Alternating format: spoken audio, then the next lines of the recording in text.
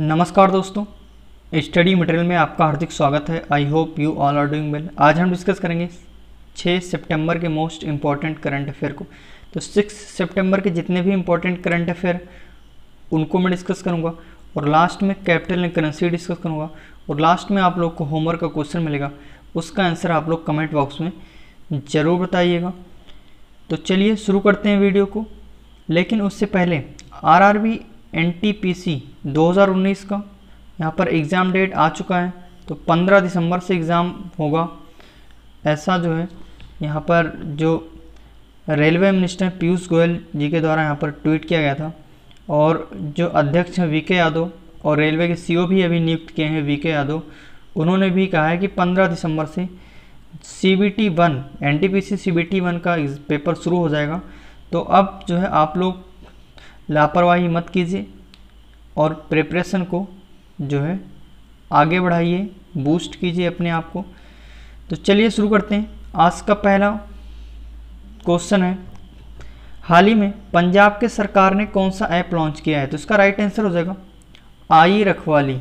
आई रखवाली पंजाब की सरकार ने लॉन्च किया है। इसमें क्या होगा कि हरियाली बनाए रखने के लिए पंजाब में पर्यावरण संरक्षण के लिए इस ऐप को जो लॉन्च किया गया है और पंजाब के गवर्नर बीपी सिंह बदनौर और कैप्टन अमरिंदर सिंह यहाँ के सीएम हैं। और पंजाब की सरकार ने हर घर मोबाइल निगरानी ऐप जो है ये लॉन्च किया है, किसके लिए? कोविड-19 परीक्षण के लिए। बाकी के ऑप्शन को अगर मैं डिस्कस करूँ तो पेंशन कॉर्नर, आपको ध्यान होगा कि CISF ने पेंशन भोगियों के लिए विकसित किया मोबाइल ऐप है, जिसका नाम पेंशन कॉर्नर। ई ज्ञान मित्र दमन और दीप और दादर और नगर हवेली ने जो है ई ज्ञान मित्र ऐप लॉन्च किया है एजुकेशन के लिए। दादर और नगर हवेली के जो एडमिनिस्ट्रेशन है उनका नाम है प्रफुल्ल पटेल। तो ई ज्ञान मित्र किसके द्वारा यहाँ पर लॉन्च किया गया? दमन और दीप और दादर और नगर हवेली, ये एक ही हो गए हैं। तो इन्होंने ई ज्ञान मित्र लॉन्च किया है एजुकेशन के लिए। प्रवासी रोजगार ऐप ये किसके द्वारा लॉन्च किया गया? तो सोनू सूद जो अभिनेता हैं उन्होंने महाराष्ट्र में प्रवासी रोजगार ऐप लॉन्च किया है। ये भी जो है एक जो है रोजगार, इसका मतलब नौकरी दिलाएगा। तो इस ऐप को किसने लॉन्च किया? सोनू सूद ने, जो कि अभिनेता है। ये आप देख सकते हैं यहाँ पर जो है पंजाब कहाँ पर है मैप में देख लीजिए। तो ये रहा पंजाब और पंजाब की कैपिटल क्या है? चंडीगढ़। हिमाचल प्रदेश और इंटरनेशनल बाउंड्री पाकिस्तान से शेयर करता है। इधर Jammu and Kashmir union territory Himachal Pradesh इधर रहा। दिल्ली हरियाणा से बॉर्डर शेयर करता है और राजस्थान से बॉर्डर शेयर करता है। नेक्स्ट क्वेश्चन है, अंतर्राष्ट्रीय चैरिटी दिवस किस दिन मनाया जाता है? तो इसका राइट आंसर हो जाएगा 5 सितंबर। और 5 सितंबर को शिक्षक दिवस भी मनाया जाता है। तो चैरिटी दिवस किस लिए मनाया जाता है? तो इसमें जो है मदर टेरेसा का निधन हुआ था इसी दिन, तो उसकी वर्षगांठ को चिन्हित करने के लिए जो अंतर्राष्ट्रीय चैरिटी दिवस मनाया जाता है। और कोलकाता में इनकी जो है इनका निधन हुआ था मदर टेरेसा का, तो उसी के उसमें वर्षगांठ में ये 5 सितंबर को अंतर्राष्ट्रीय चैरिटी दिवस मनाया जाता है यूनिसेफ के द्वारा। ये आप देख सकते हैं यहाँ पर।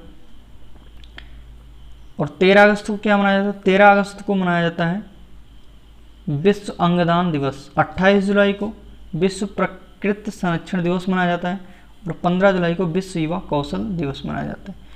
आई होप कि इतना क्लियर है। अगर इतना क्लियर है तो थम्स अप कीजिए और वीडियो को ज़्यादा से ज़्यादा शेयर कर दीजिए। और जो लोग इस वीडियो को पहली बार देख रहे हैं चैनल को जल्दी से सब्सक्राइब कर लेंगे, बेल आइकन को प्रेस कर लेंगे ताकि उन्हें डेली का अपडेट मिलता रहे। नेक्स्ट क्वेश्चन, हाल ही में हुए वृक्ष, और यहाँ पर वृक्ष हैं, वृक्ष नहीं है, ये ब्रिक्स है यहाँ पर।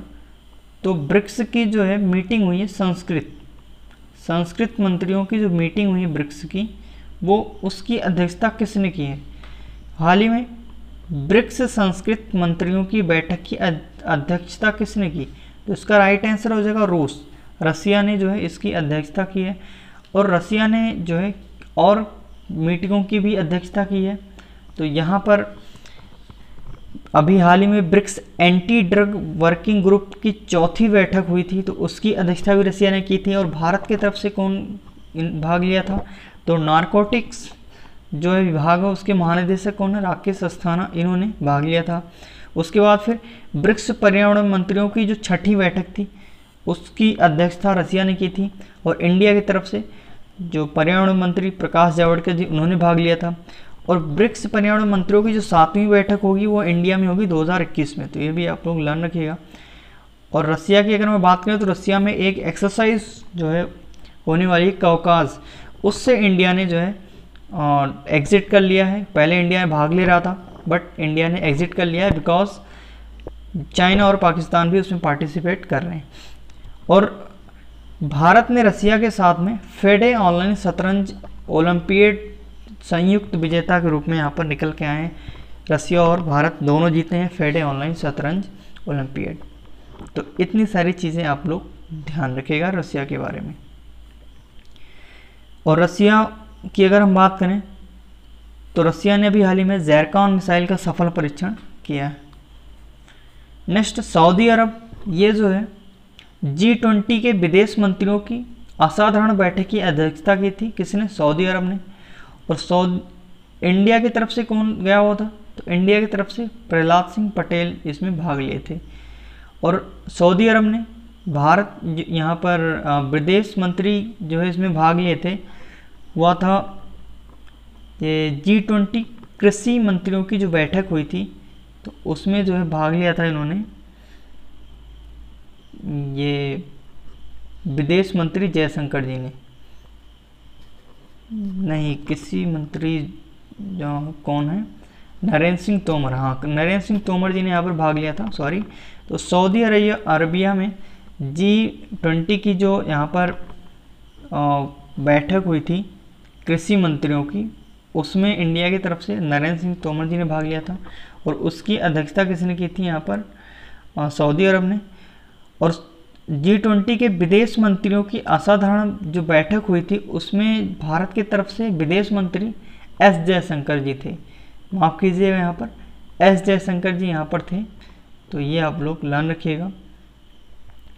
और इसमें जो हुआ था ये संस्कृत मंत्रियों की जो बैठक हुई थी रसिया में, अध्यक्षता की थी, ये सारी वर्चुअल हुई थी, यहाँ पर कोई जो है गया नहीं था ना कोई आया था।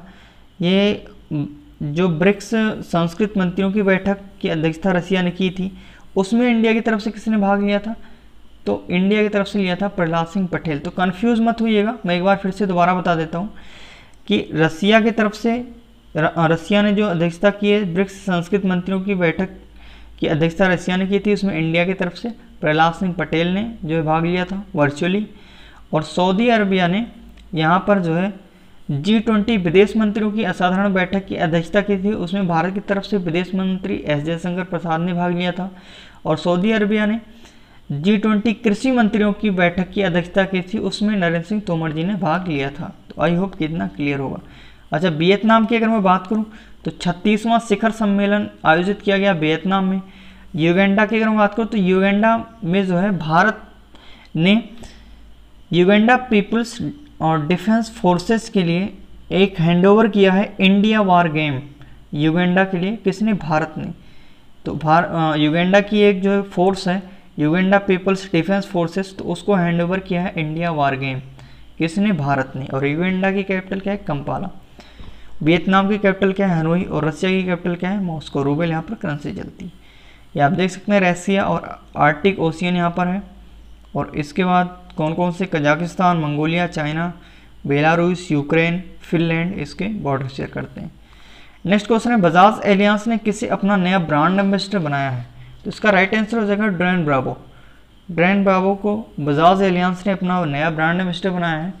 और ड्रेन ब्रावो ऐसे पहले गेंदबाज बन गए हैं जिन्होंने T20 में 500 विकेट लिए हैं। T20 में 500 विकेट लेने वाले पहले गेंदबाज बन गए हैं ड्रेन ब्रावो। और ड्रेन ब्रावो को यहाँ पर बजाज एलियांस ने जो है, बजाज एलियांस ने नहीं, इसका राइट आंसर हो जाएगा आयुष्मान खुराना, माफ़ कीजिएगा, आयुष्मान खुराना हो जाएगा इसका।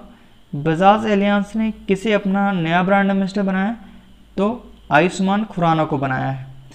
बाकी के ऑप्शन को मैं डिस्कस करूँ तो ड्रेन ब्रावो की अगर मैं बात करूँ तो ये ब्रांड एम्बेसडर बने हैं, लेकिन किसके बने हैं, जो है स्पोर्ट्स बुक है, इसका नाम है SBOTOP, sport top. Sports book के ब्रांड के क्रिकेट के ब्रांड एम्बेसडर बने हैं डैन ब्रेवो, और डैन ब्रेवो T20 में 500 विकेट लेने वाले पहले गेंदबाज बन गए।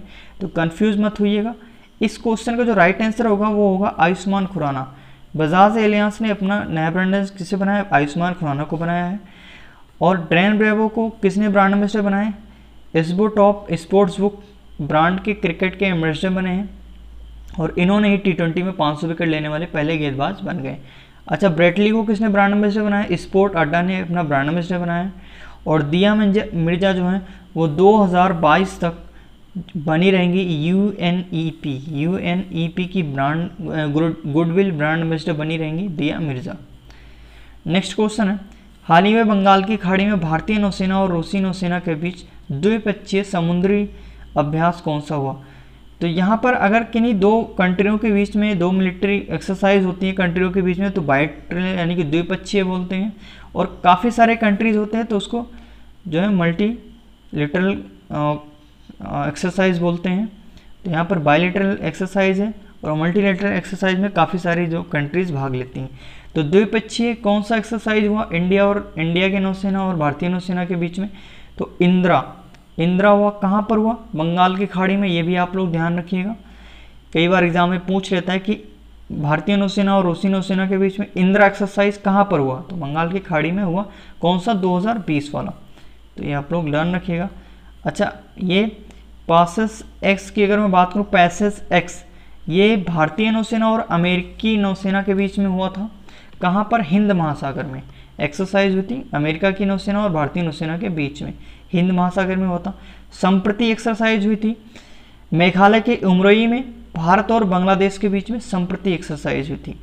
नेक्स्ट क्वेश्चन है, ब्रिटेन स्थित टाइम्स हायर एजुकेशन द्वारा जारी विश्वविद्यालय रैंकिंग के अनुसार कौन सा भारतीय विश्वविद्यालय विश्व के शीर्ष 400 में शामिल हो गया? यानी कि 400 में कौन सा विश्वविद्यालय इंडिया का शामिल हुआ है? तो इसका राइट आंसर हो जाएगा IIS बेंगलुरु और IIT रोपड़, ये दोनों शामिल हुए हैं 400 में। तो किसके द्वारा जारी किया है? Britain institute Times Higher Education के द्वारा। अच्छा, भारतीय प्रौद्योगिकी यानी कि IIT मद्रास की अगर मैं बात करूं, तो इसने Atal ranking institutions on innovation achievements में टॉप किया हुआ है। किसमें? अटल रैंकिंग में टॉप किया हुआ है। और सेकंड स्थान किसने हासिल किया था इसमें अटल रैंकिंग में? बॉम्बे, IIT बॉम्बे ने, और थर्ड स्थान IIT दिल्ली ने। तो ये भी आप लोग साइड बाय साइड ध्यान रखिएगा। कौन सा देश शंघाई सहयोग संगठन की सरकार के प्रमुख की एक शिखर बैठक की मेज़बानी करेगा? यहाँ पर शंघाई SCO जिसको आप लोग बोलते हैं, सहयोग संगठन सरकार के प्रमुख की एक शिखर बैठक की मेज़बानी करेगा। तो अपना प्यारा भारत, तो अपना प्यारा भारत इसकी मेज़बानी करेगा, इसकी शंघाई सहयोग संगठन की। और पाकिस्तान की अगर मैं बात करूं, तो पाकिस्तान को जो FATF है उसने ग्रे लिस्ट में बरकरार रखा है। और उज्बेकिस्तान की जो कैपिटल है उसका नाम है अस्थाना, और करेंसी यहाँ पर क्या चलती है? जो है सोम यहाँ पर करेंसी चलती है। किसमें? कजाकिस्तान के, ठीक है। और चाइना की अगर मैं बात करूँ, तो चाइना ने अभी हाल ही में अपने 5वें गैफन 19 सीरीज के पृथ्वी अवलोकन उपग्रह का सफल लॉन्च किया है। और इसने मंगल ग्रह के लिए अपना पहला मिशन, स्वतंत्र मिशन तियानवेन फर्स्ट लॉन्च किया है। तियानवेन फर्स्ट लॉन्च किया किसने? चाइना ने, पहला स्वतंत्र मार्स मिशन। नेक्स्ट क्वेश्चन है, किस राज्य की सरकार ने स्वयं योजना को फिर से लॉन्च किया है? ये पहले भी लॉन्च किया जा चुका था, लेकिन दोबारा से लॉन्च किया गया है, बीच में बंद हो गया था। तो इसका राइट आंसर हो जाएगा असम। और असम के CM सर्बानंद सोनोवाल, जगदीश मुखी यहाँ के गवर्नर हैं। और असम में अभी हाल ही में बच्चों के लिए पहला अखबार जो है वो लॉन्च किया गया है 4 से 14 साल के बच्चों के लिए। तो ये गुवाहाटी की जो है दो उद्यमी महिला हैं, इन्होंने लॉन्च किया है। और इस अखबार का नाम है जो है यहाँ पर द यंग माइंड्स नाम से ये अखबार है। और 2 महिला उद्यमियों ने इसको लॉन्च किया है, उनका नाम है नीलम सेठिया और नेहा बजाज। और असम की सरकार ने जो है यहाँ पर अरुणोदय योजना लॉन्च किया है महिला सशक्तिकरण के लिए, जिसमें 830 रुपये प्रति माह दिए जाएंगे महिलाओं को। तो अच्छा, स्वयं की फुल फॉर्म क्या बनती है? तो स्वयं की फुल फॉर्म बनेगी स्वामी विवेकानंद असम यूथ एम्पावरमेंट। तो ये आप लोग लर्न रखिएगा, एब्रीवेशन भी एग्जाम में पूछा जाता है। अच्छा, मेघालय के अभी गवर्नर चेंज हो गए हैं, उनका नाम है सत्यपाल मलिक, जो कि गोवा के गवर्नर थे। तो गोवा के कौन बने हैं? जो मुंबई के गवर्नर है, महाराष्ट्र के गवर्नर, क्या नाम उनका? भगत सिंह कोश्यारी। ये भी आप लोग लर्न रखिएगा। आई होप कि इतना क्लियर होगा। नागालैंड की अगर मैं बात करूँ तो नागालैंड के गवर्नर हैं RN रवि, और नागालैंड के CM जो है नेफिरियो, इन्होंने एकीकृत ई-कॉमर्स येलो चैन प्लेटफॉर्म लॉन्च किया है। अच्छा, मणिपुर के N बीरेन सिंह CM है और नजमा हेपतुल्ला यहाँ के क्या है? गवर्नर हैं। और मणिपुर की एक खुदोल जो है पहल है, उसको दुनिया के टॉप 10 पहलों में शामिल किया गया है UN द्वारा। ये आप देख सकते हैं यहाँ पर असम, और असम कहाँ पर है जो है ये रहा, और असम की कैपिटल क्या है? दिसपुर। यहाँ पर किसके साथ बॉर्डर शेयर करता है? ये देख लीजिए, भूटान, अरुणाचल प्रदेश और नागालैंड, मणिपुर, मिज़ोरम के साथ बॉर्डर शेयर करता है, मेघालय के साथ बॉर्डर शेयर करता है, त्रिपुरा के साथ भी बॉर्डर शेयर करता है। तो ये आप देख सकते हैं यहाँ पर। नेक्स्ट क्वेश्चन है, विश्व जल सप्ताह का 2020वां संस्करण कहाँ आयोजित हो रहा है? यानी कि 2020 का जो विश्व जल सप्ताह वो कहाँ आयोजित हो रहा है? तो इसका राइट आंसर हो जाएगा स्वीडन में, और स्वीडन की कैपिटल का स्टॉकहोम, और कोरोना यहाँ पर करेंसी चलती है। अच्छा, नॉर्वे की कैपिटल क्या है? तो नॉर्वे की कैपिटल है ओस्लो, और क्रोन यहाँ पर करेंसी चलती है। पोलैंड की कैपिटल है वार्सोवा, जोलेटी यहाँ पर करेंसी चलती है, और फिनलैंड की कैपिटल है हेलसिंकी। नेक्स्ट क्वेश्चन है, क्रोएशिया गणराज्य में भारत के नए राजदूत कौन नियुक्त किए गए हैं? तो इसका राइट आंसर हो जाएगा यहाँ पर जो है राज श्रीवास्तव। राज श्रीवास्तव को यहाँ पर क्रोएशिया गणराज्य में भारत का नया राजदूत नियुक्त किया गया है। और डॉक्टर नीना मल्होत्रा, ये कहाँ पर ये राजदूत नियुक्त की गई हैं?